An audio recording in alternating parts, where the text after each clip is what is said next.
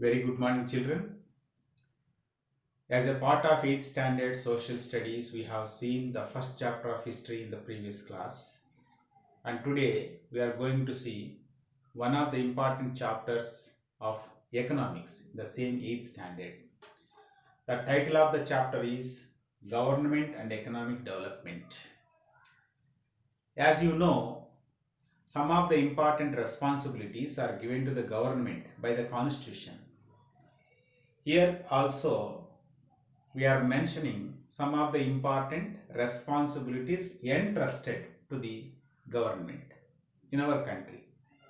Of course, in every country, the constitution of that country gives, entrusts, assign some of the important responsibilities for the government. Here, what are those important responsibilities? The first important one, the government has to see the welfare of the people or happiness of the people. The first one. The second important one is the government has to meet the basic needs and aspirations of the people. What are the basic needs? Food, shelter, and clothing, and nowadays education also. In that way, the constitution entrusted some of the important responsibilities for the government. Among those responsibilities, the first one, it has to see the welfare of the people, and second one, it has to meet the basic needs and aspirations of the people. Then the government makes efforts. The government makes efforts for what? To improve the quality of the people.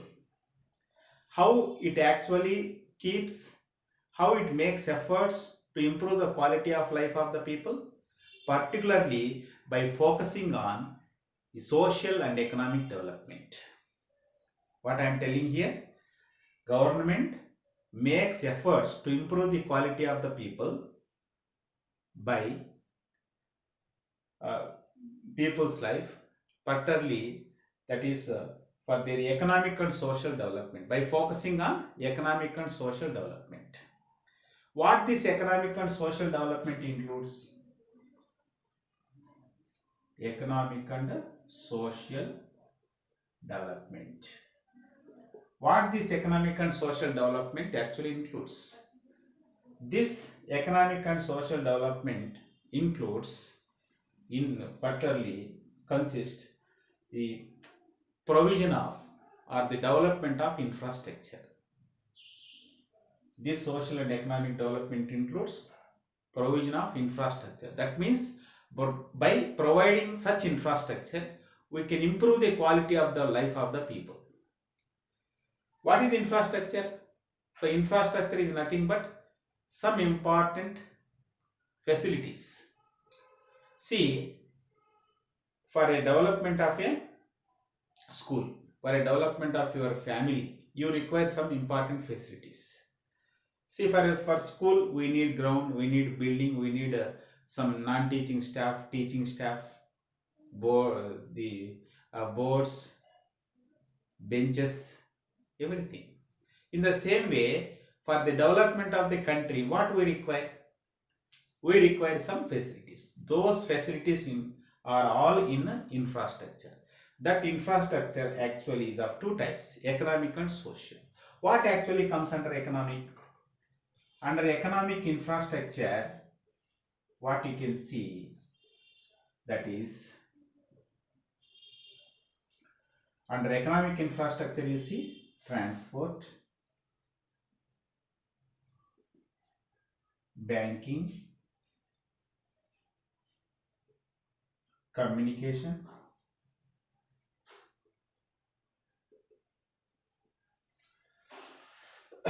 see, all these are included under economic infrastructure. We need communication, we need banking, we need transport, all this. Apart with that, so by having only transport, banking, communication, it is not possible to have economic and social development of any country. Then what we require? We require some other facilities also. Those come under social. That is, under social you can see that education, health, sanitation. Understood? So we require all these irrigation facilities, banking facilities, communication facilities, transport facilities, all come under economic. Then under social, we need education, we need health, we need cleanliness. Sanitation means what?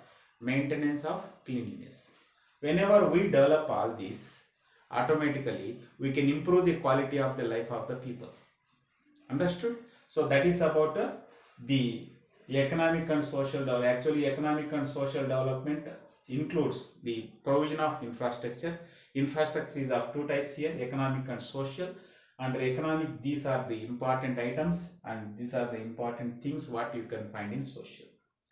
So in the transport, what are the different types of transport? So here you are finding the first important one, roadways, next railways, next airways, of course waterways also. But in 8th chapter, particularly in 8th standard economics, we are going to see few details about roadways, railways and airways. Let us see roadways.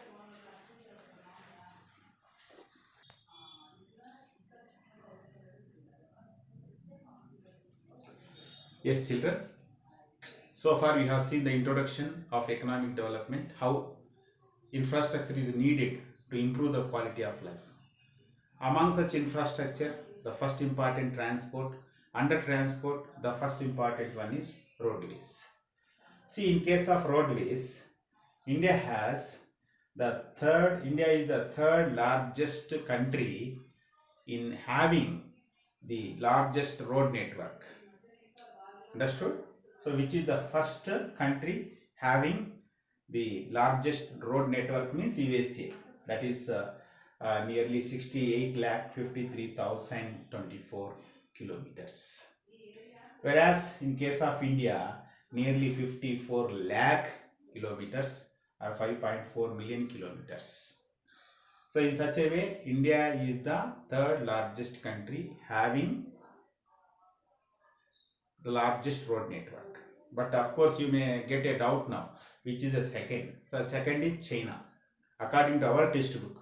But according to Google, the first is USA, the second is India, third is China, according to Google. But you better to follow textbook only. So the India is the third largest country having the largest road network of roads. And these roads are of four types. The national highways roads here actually national highways, state highways, district roads, village roads. These village roads are generally maintained by village panchayatis. District roads are generally maintained by Jilla Parishads. State highways are maintained by the state governments, and the national highways are particularly maintained by National Highway Authority of India. National Highway Authority of India. So you can write like this. Understood? So these are maintained by even the Public Works Department. What is the full form of PW? Public Works Departments. Next, so in that way, the roadways actually integrate different regions and cultures of our country. So without roads, it is not possible to integrate different regions. Integrate means unite. Is it possible to unite all the regions? Not possible. So through roadways, it is possible to unite all the people, different regions of the country, and also even we can integrate, we can unite the cultures of people. And just now I have told you that is the national highways are being maintained by National Highway Authority of India, NHAI, and next the Public Works Department also involved in that, and particularly there is Border Roads Organization. border roads organization. There is border roads organization to maintain roads particularly in the border area of our country. So some of the countries like Pakistan, Afghanistan, Uzbekistan, China, Bangladesh, Myanmar, Nepal, Bhutan, all these countries are sharing border with our country. So not only you see roads within the country, you can see some roads in the border area also. But see, for example, there is a border road between India and Nepal, border road between India and Pakistan, border road between Bangladesh and India. In such a way, we have roads even in the border area also. So who are maintaining those roads means the border roads organization is maintaining, and even the border roads organization actually constructed the world's highest roadway from Leh to Manali. That also you can see, Leh to Manali. Okay. Yes, children. So national highways are being maintained by National Highway Authority of India.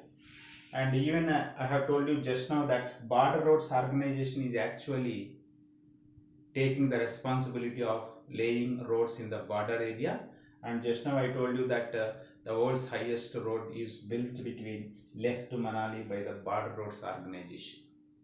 And what is the importance of these roadways means the roadways, nearly 60% of our country's goods are being transported through roadways, and 85% of the people of our country are making their journeys, reaching their destinations by using roadways. That's very important. And finally we have to see, in order to have economic development throughout the country, the government year by year announcing special programs under such various programs and projects. You can see the special accelerated road development program, the special accelerated development special accelerated road development program. The special accelerated road development program is completely meant for connecting the district headquarters with other important towns, particularly in the Northeast India. Which part? Northeast India. So Northeast India means what? All the states come. Those are Assam, Nagaland, Manipur, Mizoram. Understood? So all these states come. So in order to have good connection, in order to connect all the places in Northeast India, the special accelerated road development program actually work for that. And this is one of the important projects which was launched by Indian government. So this is about roadways. So briefly we will see once again. India is the third largest country having the largest road network, and these roads actually consist national highways, state highways, district roads and village roads. And these roadways actually integrate different regions of the people as well as culture of our country. And through roadways we are able to transport 60% of the goods as well as 85% of the people. And the national highways are particularly maintained by the National Highway Authority of India and Public Works Department, and the border roads organization is particularly there for developing the roadways, particularly in the border area of our country. And year by year, the government actually announced various projects to integrate all the regions of the country, to develop all the regions of the country. Particularly, the special accelerated road development program was meant particularly for connecting all the places in Northeast India. Now let us see the railways.